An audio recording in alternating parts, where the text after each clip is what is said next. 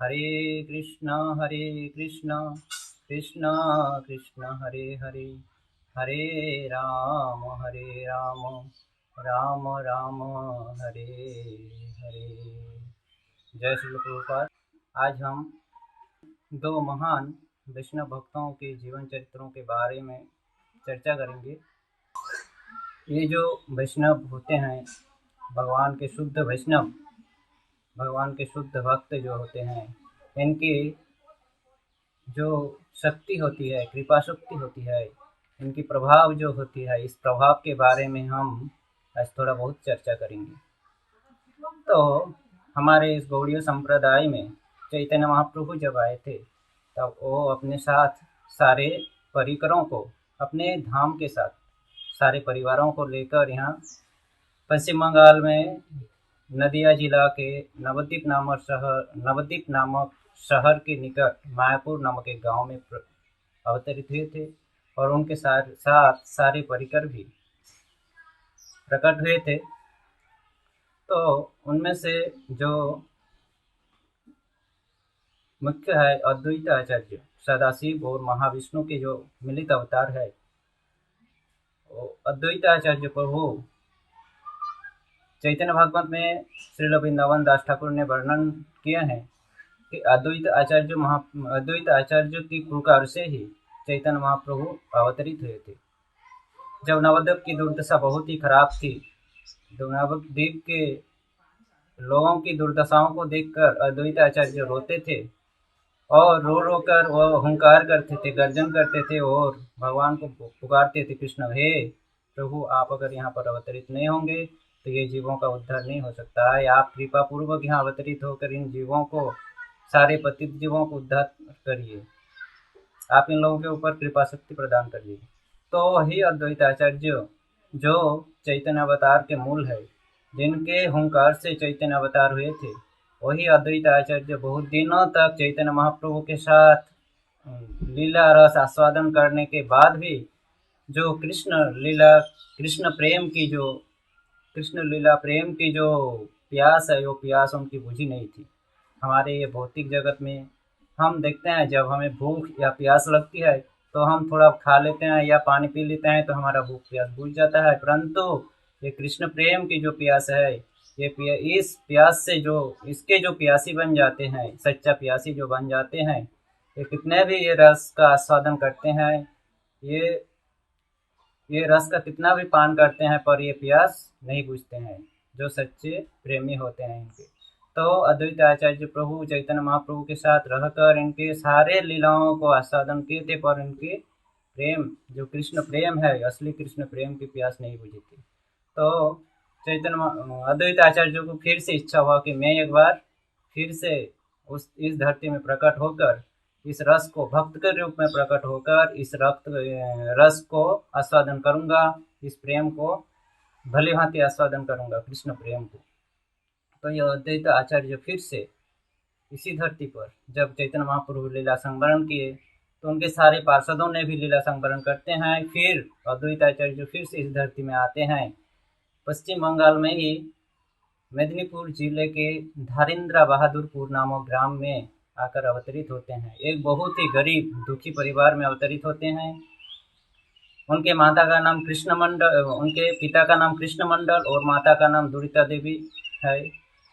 और ये दुख के संसार में जन्म लेने के कारण इनके माता पिता उनका नाम दुखी रखते हैं। वही दुखी जब थोड़े थोड़े 10-12 साल के उम्र के हुए, थोड़े बड़े हुए, तो अपने पिता के साथ शास्त्र की चर्चा करते हुए एक दिन देखा कि मनुष्य जन्म का एक ही उद्देश्य है, कृष्ण, ईश्वर प्राप्ति। कृष्ण की प्राप्ति के बिना सब कुछ फीका है इस संसार में। तो वह उस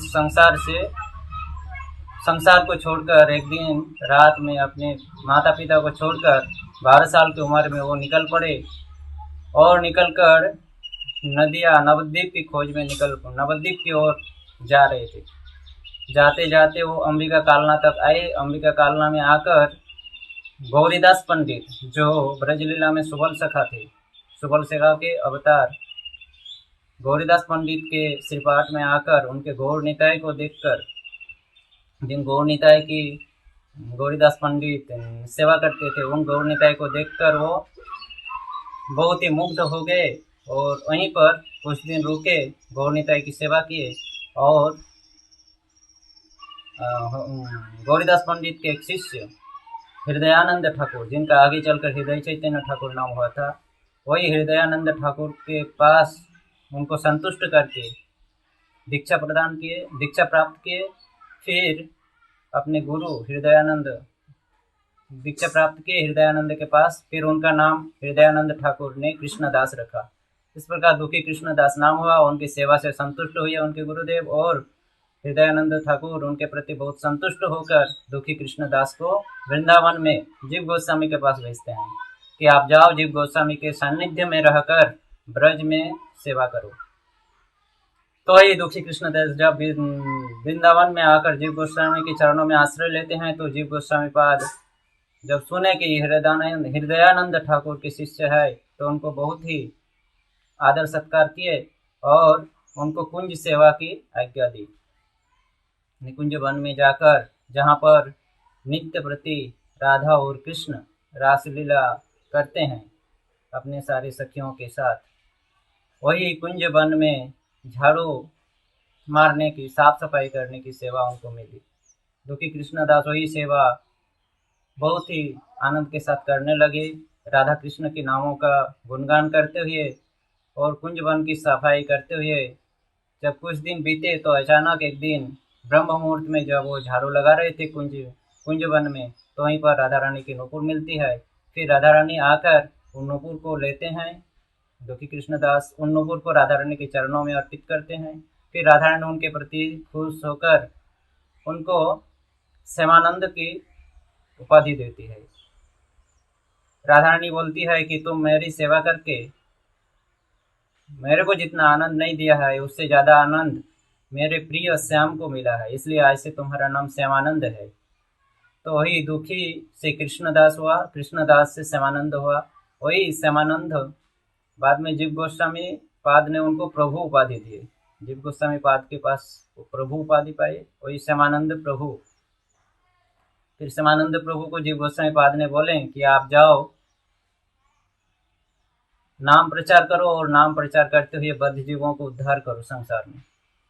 तो बाद में धीरे धीरे नाम प्रचार करते करते श्यामानंद प्रभु के बहुत सारे शिष्य हुए, जिनमें से एक प्रधान शिष्य थे रसिकानंद प्रभु, जो आगे चलकर रसिकानंद गोस्वामी के नाम से जाने गए। तो ये रसिकानंद प्रभु का जन्म पश्चिम बंगाल के उसी जिले, मेदिनीपुर जिले में रोहिणी नामक गांव में हुआ था। उनके पिता का नाम अच्युतानंद था। अच्युतानंद के घर में वही रसिकानंद प्रभु जन्म लिए थे।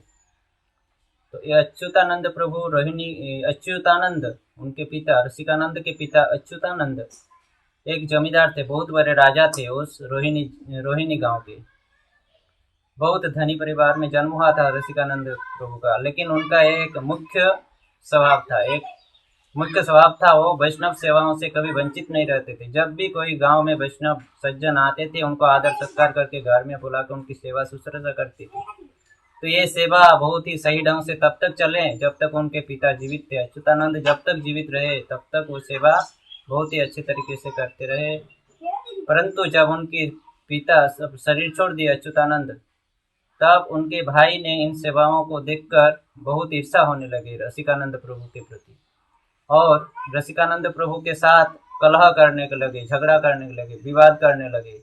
और इस प्रकार जब रसिकानंद के साथ व्यवहार होने लगा, तो रसिकानंद प्रभु ने सोचा कि अब मुझे इस कलह रूपी संसार में रहकर कुछ फायदा नहीं है, मैं इस संसार को त्याग दूंगा, इस संसार को त्याग कर जाना ही अच्छा है। तो अपने पत्नी श्यामदासी, अपनी रसिकानंद प्रभु की धर्मपत्नी श्यामदासी के साथ वो रोहिणी गांव को छोड़कर दूर एक गांव में चले जाते हैं।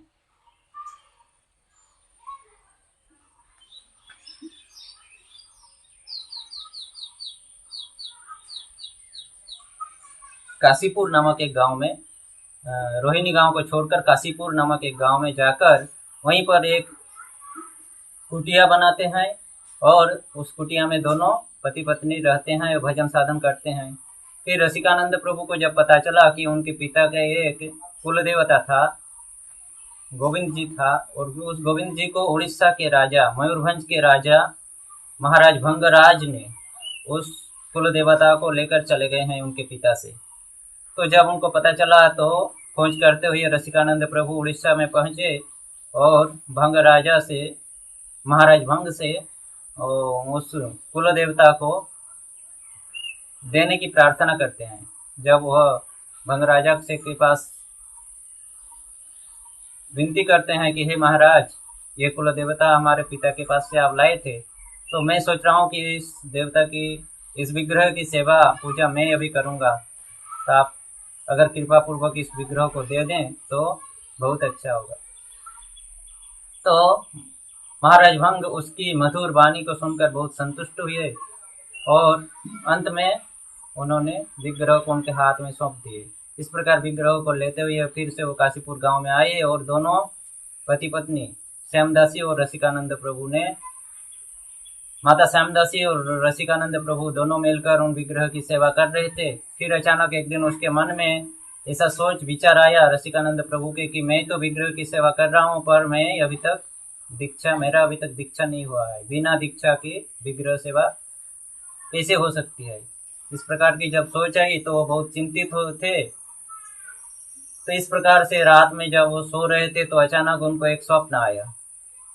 स्वप्न इस प्रकार था कि तुम्हारे पास वृंदावन से एक महात्मा आएंगे, एक महात्मा पुरुष, महान पुरुष आएंगे और वो आकर तुमको दीक्षा प्रदान करेंगे। यह सुनकर वो बहुत खुश हुए मन ही मन। फिर वही स्वप्न के अनुसार जब 2-3 दिन बीते, स्वप्न के अनुसार श्यामानंद प्रभु स्वयं अचानक उनके पास आकर पहुंचे काशीपुर में, और श्यामानंद प्रभु को देखकर वो बहुत खुश हुए, उनके आदर सत्कार की, सेवा शुश्रूषा की। फिर श्यामानंद प्रभु से विनती की कि हे प्रभु, मैं एक विग्रह की सेवा करता हूँ, कृपा पूर्वक आप उस विग्रह का नामकरण कर दीजिए। तो श्यामानंद प्रभु को उस विग्रह को जब दिखाते हैं, ये जो घटनाएं हैं ये रसिक मंगल नामक, बांग्ला भाषा में रसिक मंगल नामक एक ग्रंथ है, उसमें वर्णन है। उसमें जो प्यार है उसको मैं बांग्ला में थोड़ा पढ़ता हूँ। श्रीमूर्ति आछेन गृहे चिरकाल होते, तार नाम आज्ञा करो जय लय चिते।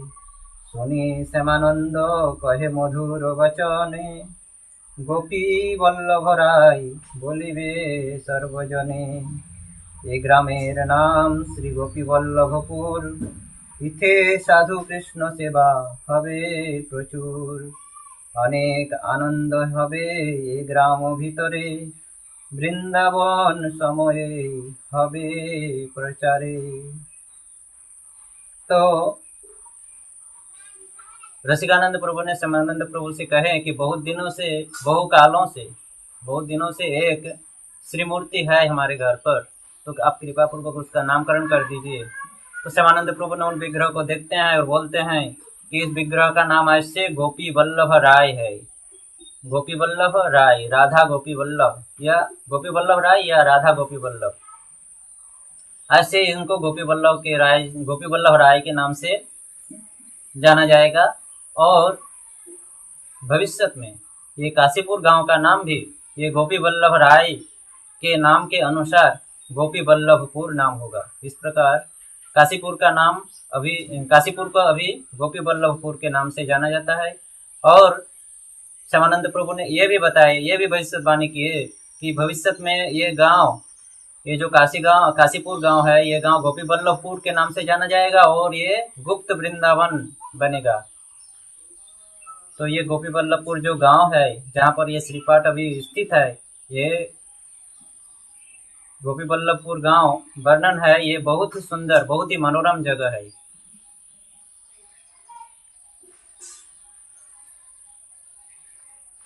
और वहाँ पर वर्णन है रसिक मंडल में, रसिक मंगल ग्रंथ में, कि वो गोपी वल्लभपुर ग्राम में अभी अगर हम जाते हैं तो मन हमारा भर जाता है, बहुत ही आनंद प्राप्त होता है उस गांव को देखकर। बहुत सारे पेड़ पौधों से भरा हुआ शीतल जगह है, विभिन्न प्रकार के बहुत सारे लोग वैष्णव और बहुत सारे ऐसे भक्त भी आते हैं। वो जगह हरिध्वनि से भरा रहता है एनी टाइम। ऐसा लगता है कि हम वृंदावन में ही, गौरांग प्रेम स्वामी महाराज ने उनके बुक्स में ऐसे ही वर्णन किया है कि देखकर लगता है सही सही में मधु गुप्त वृंदावन ही है वो। जो शुद्ध भक्त होते हैं, वो जो भविष्यवाणी करते हैं, वो कभी झूठा नहीं होता है। जैसे नित्यानंद प्रभु ने जीव गोस्वामी को मायापुर नवद्वीप मंडल 9 द्वीपों की परिक्रमा करते हुए भविष्यवाणी करके गए थे कि इस जगह पर एक भविष्य में इस जगह पर एक दिव्य मंदिर बनेगा, जो इस प्रकार का मंदिर बनेगा जो संसार में कहीं नहीं है। तो वही मंदिर अभी बन रहा है मायापुर में, जो 2022 में उद्बोधन होने वाला है। वही नित्यानंद प्रभु की उसी जगह में खड़े होकर नित्यानंद प्रभु भविष्यवाणी किए थे जीव गोस्वामी को कि इसी जगह पर एक अद्भुत मंदिर बनेगा। अद्भुत मंदिर एक हईबे प्रचार गौरांगे हईबे, अद्भुत मंदिर एक हईबे प्रकाश गौरांगे नित्य लीला हईबे प्रचार। तो वही मंदिर अभी बन रहा है जो गौरांग महाप्रभु के नित्य लीलाओं को प्रचार करने वाले हैं सारे विश्व में। ऐसे तो प्रचार हो रहा है, जब ये मंदिर का उद्बोधन हो जाएगा तो और जोरपूर्वक और बहुत अच्छे से प्रचार प्रसार होता रहेगा महाप्रभु की वाणी का। तो इस प्रकार से महान वैष्णवों के, महान भक्तों के और जो वाणी होती है, मुख निश्रित वाणी, वो कभी झूठा नहीं होता है। इसी प्रकार रसिकानंद प्रभु के पास श्यामानंद प्रभु ने वाणी ये भविष्यवाणी किए थे कि ये गुप्त वृंदावन बनेगा। तो वही काशीपुर गांव अभी गोपी वल्लभपुर के नाम से जाना जाता है। और श्री पाठ में जाने से जो भी जाते हैं उनका मन आनंद से भर उठता है। तो वही गोपी वल्लभपुर में कुछ दिन तक रुके श्यामानंद प्रभु रसिकानंद प्रभु के पास। फिर रसिकानंद प्रभु को एक दिन बोलते हैं कि रसिकानंद, अब इस जगह की सेवा आपकी धर्मपत्नी श्यामदासी को अर्पित करके हम लोग चलते हैं भ्रमण करने के लिए। विभिन्न जगहों में भ्रमण करेंगे और सभी को नाम प्रचार करेंगे, सभी जीवों को। इस प्रकार से रसिकानंद प्रभु श्यामदासी को उस जगह गोपी वल्लभपुर काशीपुर की सेवा अर्पित करते हैं। गोपी वल्लभ राय की सेवा उनके हाथों में सौंपते हैं और रसिकानंद प्रभु श्यामानंद प्रभु के साथ निकल पड़ते हैं। और बहुत सारे जगहों को घूमते हुए वे जब झारखंड राज्य में आते हैं, झारखंड राज्य में श्यामसुंदरपुर नामक एक गांव में आकर वहाँ के जो जमींदार राजा थे उनके पास आते हैं, उनसे मिलते हैं। और वो राजा बहुत ही दुराचारी थे। ऐसे तो राजा जो भी वैष्णवों को देखते थे बहुत ही आदर सत्कार करते थे, उनकी सेवा शुश्रूषा करते थे। पर उनका एक आदत ऐसा था, उनका जो कुल देवी थी, पहले जमाने में राजा महाराजाओं का एक कुल देवी हुआ करता था। जब हम रुक्मिणी माता के जीवन चरित्रों का सुनते हैं तो उसमें भी देखते हैं कि जब रुक्मिणी माता के विवाह होने वाले थे तो विवाह से पहले वो अपनी कुल देवी से प्रार्थना करने के लिए गए थे, प्रार्थना करने के लिए गई थी रुक्मिणी माता। उसी प्रकार ये जो झारखंड राज्य के श्यामसुंदरपुर नामक गांव के जो राजा थे, जमींदार थे, उनके भी एक कुल देवता थी जिनकी नाम थी रुक्मिणी देवी।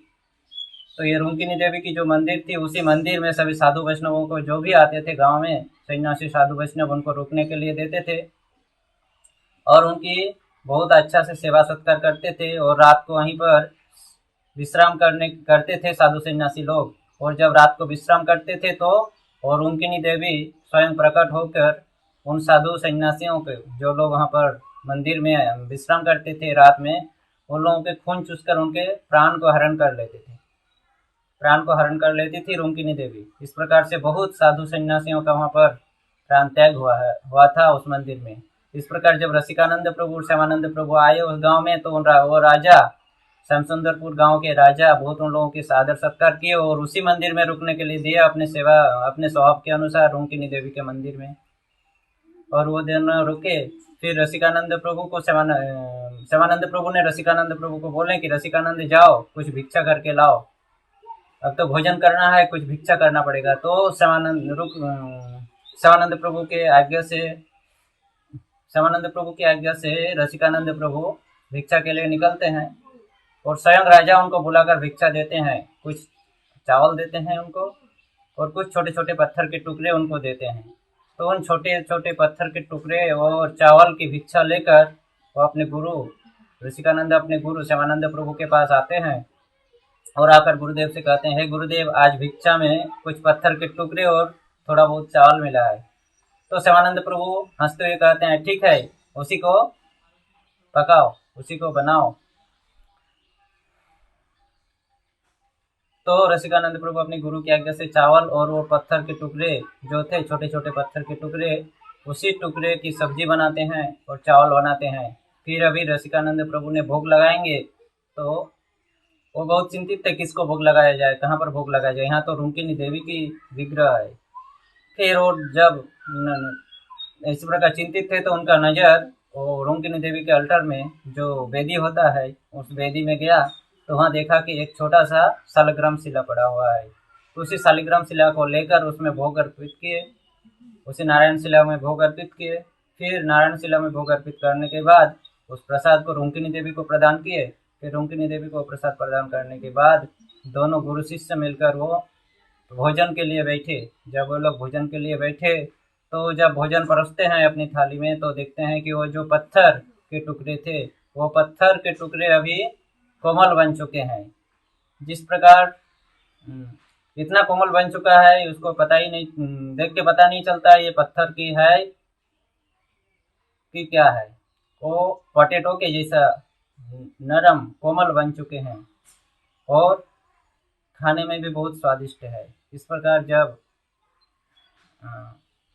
प्रकार से श्यामानंद प्रभु की कृपा से वो पत्थर जो छोटे छोटे पत्थर के टुकड़े थे वो भी कोमल बन गए। तो हम देखते हैं कि जो शुद्ध भक्त होते हैं उन शुद्ध वैष्णवों के इस संग से, शुद्ध वैष्णवों की कृपा से, शुद्ध वैष्णवों की कृपा शक्ति के प्रभाव से कठोर चीज भी, पत्थर कितने कठोर है वो भी कोमल बन गए। पोटैटो के जैसा कोमल, वो भी स्वादिष्ट भोजन के रूप में परिवर्तित हो गए। इसलिए हम भी अगर इस प्रकार की शुद्ध वैष्णवों के चरणों का आश्रय लेंगे तो क्यों ना हम अपने कठोर हृदय का परिवर्तन, हमारे कठोर हृदय का परिवर्तन क्यों नहीं होगा। अगर हम सही ढंग से उन शुद्ध वैष्णवों के चरणों का आश्रय लेते हैं, उनके वाणी का आश्रय ग्रहण करते हैं और उनके दिखाए गए रास्ते में अगर हम चलेंगे तो हमारा जीवन निश्चय ही सार्थक होगा, इसमें कोई संदेह नहीं है। तो इस प्रकार से इस छोटी सी घटना के द्वारा हमें यही एहसास होता है, यही पता चलता है, हमें यही शिक्षा मिलती है कि शुद्ध वैष्णवों के द्वारा दिखाए गए पथ का अनुसरण करके ही हमें अग्रसर होना चाहिए, अपने जीवन पथ में अग्रसर होना चाहिए। अपने मनमानी कोई विचार, अपनी मनमानी कोई विचारों का अवलंबन करके नहीं चलना चाहिए। इससे हमारा पतन हो सकता है। जिस प्रकार फिसलन वाली जमीन में अगर हम सावधानी पूर्वक नहीं चलेंगे तो हम गिर भी सकते हैं, उसी प्रकार ये जो भव संसार की जमीन है वो फिसलन वाली जमीन है। अगर थोड़ा सा भी हम सावधानी नहीं बरतेंगे, अपनी सावधानी से दूर हट जाएंगे तो जरूर हमारे जीवन में एक्सीडेंट हो सकता है। इसलिए इस भव संसार रूपी फिसलन वाली जमीन में चलने के लिए भगवान श्री कृष्ण ने साधु वैष्णव गुरुओं को भेजे हैं, जो हमें दिव्य मार्ग का अनुसंधान देते हैं, दिव्य मार्ग को अनुगमन करने का दिशा दिखाते हैं, दिव्य मार्ग में चलने का दिशा दिखाते हैं। तो इस प्रकार से हमें उन सिद्ध वैष्णवों का अनुसरण करना चाहिए। और नरोत्तम दास ठाकुर ने उनके द्वारा लिखित एक भजन में लिखे हैं, आश्रय लइया जेबा भजे तारे कृष्ण नहीं तजे आर सब मरे अकारण। आश्रय लइया जेबा भजे, गुरु वैष्णव साधु सज्जनों के आश्रय लेकर, शुद्ध वैष्णवों के आश्रय लेकर, शिक्षा गुरु दीक्षा गुरु के चरणों का आश्रय लेकर, उनके द्वारा बताए गए वाणियों का अनुसरण करके जो चलता है, क्या कहते हैं, आश्रय लोहिया जेवा भजे तारे कृष्ण नहीं तजे, उनको कृष्ण कभी त्याग नहीं करते हैं। आर सब मरे अकारण, और बाकी जो लोग हैं अपने मनमानी विचार करते हैं, अपना मनमानी रास्ता ढूंढते हैं, अपनी इच्छा के अनुसार चलने का प्रयास करते हैं, वो फिसलन जमीन में चलने वाले लोगों की जैसा जो सावधानी नहीं बरतते हैं वो लोग जैसे गिर पड़ते हैं, उसी प्रकार वो मनमानी ढंग से चलने वाले सब भी अपने मार्ग से पतित हो जाते हैं। इसलिए नरोत्तम दास ठाकुर ने कहे हैं आर सब मोरे अकारण। इस प्रकार से हमें सभी साधु वैष्णव हमें जो शिक्षा प्रदान किया है, हमें से अपने शिक्षा गुरु और दीक्षा गुरुओं का अनुसरण करके उनके द्वारा सिखाए गए दिखाए गए मार्गों का अनुसरण करके हमें अपने जीवन पथ में आगे बढ़ना चाहिए। इस प्रकार से ये एक छोटी सी घटना है जो श्यामानंद प्रभु और रसिकानंद प्रभु ने इस प्रकार से लीला करके अपने जीवन में हमको एक शिक्षा दी गई है उन लोगों ने। इस प्रकार से श्यामानंद प्रभु और रसिकानंद प्रभु फिर उस गांव से जब इस प्रकार की घटना हुई, रुंकिनी देवी फिर रात को जब वो लोग भोजन करके रात को विश्राम कर रहे थे वहीं पर, तो रुंकिनी देवी फिर से प्रकट होती है और प्रकट होकर उनके स्वभाव के अनुसार उन लोगों की जो प्राण हरने की शक्ति है उनकी उन शक्ति का प्रयोग करते हैं, पर उनकी शक्ति लुप्त हो जाती है। इस प्रकार से बार बार शक्ति का प्रयोग करके भी जब वो अपनी शक्ति से हार जाती है तो रुंकिनी देवी को पता चलता है ये दो जो साधु है ये लोग कोई साधारण साधु नहीं है, जिसको मैं अभी तक इतने साधु सन्यासियों का प्राण हरण किया हूँ, वैसा कोई साधारण सन्यासी ढोंगी सन्यासी नहीं है, ये लोग जरूर कोई महात्मा होंगे। फिर सुबह फिर उस समय रुंकिनी देवी वहाँ से लौट जाती है। फिर सुबह आकर उन लोगों के चरणों में गिर पड़ती है कि हे प्रभु, मैं आप लोगों के पास बहुत अपराध किया हूँ और आज तक मैं बहुत सारे साधु सन्यासियों का प्राण हरण कर चुका हूँ, पर कल रात को मुझे एहसास हुआ कि आप लोग कोई महात्मा होंगे, कोई शुद्ध वैष्णव, कोई शुद्ध भक्त होंगे भगवान के, जिसके पास हमारी जो शक्ति थी वो शक्ति क्षय हो गई, मेरा शक्ति कुछ काम नहीं कर पाया, तो हे प्रभु कृपा करके आप दोनों मुझे आप लोगों के चरणों में आश्रय प्रदान कीजिए। तो फिर श्यामानंद प्रभु ने कृपा करके उनको अपने दासी बना लेते हैं, उनको दीक्षा प्रदान करते हैं। फिर जब रुंकिनी देवी उन लोगों के चरणों में आश्रय लेते हुए देखे वो दुराचारी राजा, दुष्ट राजा, तो अपने सपरिवार के साथ आकर श्यामानंद प्रभु के चरण में क्षमा मांगते हैं। फिर श्यामानंद प्रभु उनके राजा के सपरिवार को उद्धार करते हैं, उनके सारे परिवार को दीक्षा प्रदान करते हैं। फिर श्यामानंद प्रभु उन राजा के पास से श्यामानंद प्रभु और रसिकानंद प्रभु और राजा के पास से विदाई लेकर श्याम सुंदरपुर झारखंड राज्य से निकलकर विदा लेकर फिर गोपी बल्लभपुर आ जाते हैं, काशीपुर ग्राम। फिर वो काशीपुर ग्राम में आते हैं तो श्यामानंद प्रभु अपने साथ रुंकिनी देवी को भी लेकर आती है और रुंकिनी देवी को लाकर गोपी बल्लभपुर गांव के जो एंट्री है, गांव में मुख्य प्रवेश का जो मार्ग है, जहां से गांव का प्रारंभ होता है, उसी में मेन रास्ता की बाईं ओर उनके रहने के लिए कुटिया बना देते हैं। श्यामानंद प्रभु रुंकिनी देवी को रुकने के लिए वहीं पर एक कुटिया बना देती है और उसी कुटिया में रुंकिनी देवी रहती है और श्यामानंद प्रभु से सेवा भिक्षा करती है कि हे प्रभु, मुझे कुछ ऐसा सेवा दीजिए कि मैं उस सेवा को करके अपने जीवन को सफल बना सकूं। इस प्रकार रुंकिनी देवी उसी कुटिया में रहकर, अभी भी हम गोपी बल्लभपुर अगर जाएंगे तो गोपी बल्लभपुर एंट्री करते ही मेन जो रोड है, वो मेन रोड के दाईं ओर अभी भी वो मंदिर है जहाँ पर रुंकिनी देवी रुकी हुई थी और वहाँ पर बैठ के सेवा की थी गोपी बल्लभ राय की। इस प्रकार से श्यामानंद प्रभु से जब सेवा भिक्षा की रुंकिनी देवी, तो श्यामानंद प्रभु ने उनको बोले कि ठीक है, आप ये पास के जंगल में जाकर हर रोज पत्ता तोड़कर लाने का और उस पत्ता को सील कर उससे थाली बनाने का और दोने बनाने का, और उसी थाली और दोने से जो राधा गोपी वल्लभ जी है वो राधा गोपी वल्लभ जी का भोग अर्पित होगा उसी आपके द्वारा बनाए गए थाली और दोने से। इस प्रकार से रुंकिनी देवी वो सेवा को बहुत दिनों तक करते रहे। गौरांग प्रेम स्वामी महाराज अपने बुक्स में इस प्रकार लिखे हैं, इस प्रकार वर्णन किए हैं कि आज से 100 साल पहले भी आज के 100 साल वहाँ के जो उस श्रीपाठ के जो सेवायत है, जो सेवा करते हैं वहाँ पर, जो बुजुर्ग सेवायत है, वो लोग बोलते हैं कि आज से 100 साल पहले भी, जो पुराने सेवायत है वो लोग बोलते हैं आज से 100 साल पहले भी रुक्मिणी देवी उसी कुटिया में रहकर जंगल से पत्ता तोड़कर उसको सिलाकर मंदिर में देखी जाती थी और उसी से भोग अर्पित होता था। पर अभी काल के प्रभाव से और रुक्मिणी देवी अंतर्धान हो गई है, उनको अभी दिखाई नहीं देते हैं। पर वो जो मंदिर जिस कुटिया में वो रहती थी वो मंदिर अभी भी है, रुक्मिणी देवी को नहीं दिखाई देती है। पर वर्णन है कि 100 साल पहले भी रुक्मिणी देवी थी, लेकिन काल के प्रभाव से वो अभी लुप्त हो गई है, अभी अंतर्धान हो गई है, अभी दिखती नहीं है। पर मंदिर अभी है, उसी जगह में है जहाँ पर रुक्मिणी देवी रुकी थी। और उसी के अनुसार अभी भी पत्ते के थाली और दोने से गोपी वल्लभ जी का भोग लगते हैं, राधा गोपी वल्लभ जी का भोग लगते हैं। और महाराज ने ऐसा वर्णन किया है, वो जगह बहुत ही सुंदर, बहुत ही मनोरम है।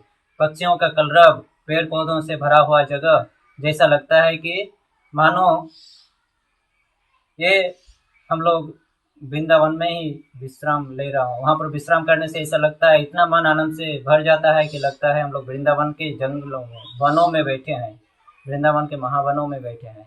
इस प्रकार से श्यामानंद प्रभु की कृपा से और रसिकानंद प्रभु की कृपा से वो जगह अभी एक गुप्त वृंदावन के रूप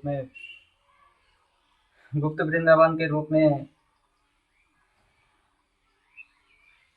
प्रचार हुआ है, गुप्त वृंदावन के रूप में जाने जाते हैं उस जगह को। और वहाँ पर अभी भी हर समय बहुत सारे साधु वैष्णवों का आगमन होते हैं, साधु वैष्णवों का सेवा होता है उस जगह पर। इस प्रकार से गोपी वल्लभपुर का ये छोटी सी लीला जो हम आज चर्चा किए, गोपी वल्लभपुर की और भी लीलाएं हैं, तो आगे हम देखेंगे फिर किसी और दूसरे दिन अगर उस लीला की चर्चा कर पाएंगे तो। और आज हम शुद्ध वैष्णवों की ये एक छोटी सी लीला, छोटी सी शिक्षा को हम अपने जीवन में अगर उतारेंगे, अपने जीवन पथ में, अगर जीवन पथ में हम जिस जीवन पथ में अग्रसर होने के लिए इस शिक्षा का अगर प्रयोग करेंगे तो हम वहाँ पर जीवन पथ में सही ढंग से चल सकते हैं। कि साधुओं की आश्रय, चरणों का आश्रय लेकर हमें अपने जीवन पथ में अग्रसर होना चाहिए। यही इस कहानी का, यही इस लीला का, ये रसिकानंद प्रभु और श्यामानंद प्रभु की छोटी सी लीला का, यही लीला से यही हमें शिक्षा प्राप्त होता है कि हमें शुद्ध वैष्णवों के चरणों में आश्रय होकर अपने जीवन पथ में अग्रसर होना चाहिए, बढ़ना चाहिए। अपना मनमानी कोई विचार, कोई रास्ता नहीं ढूंढना चाहिए। तो इस प्रकार से इस लीला को हम आज यहीं पर विराम देते हैं। हरे कृष्ण।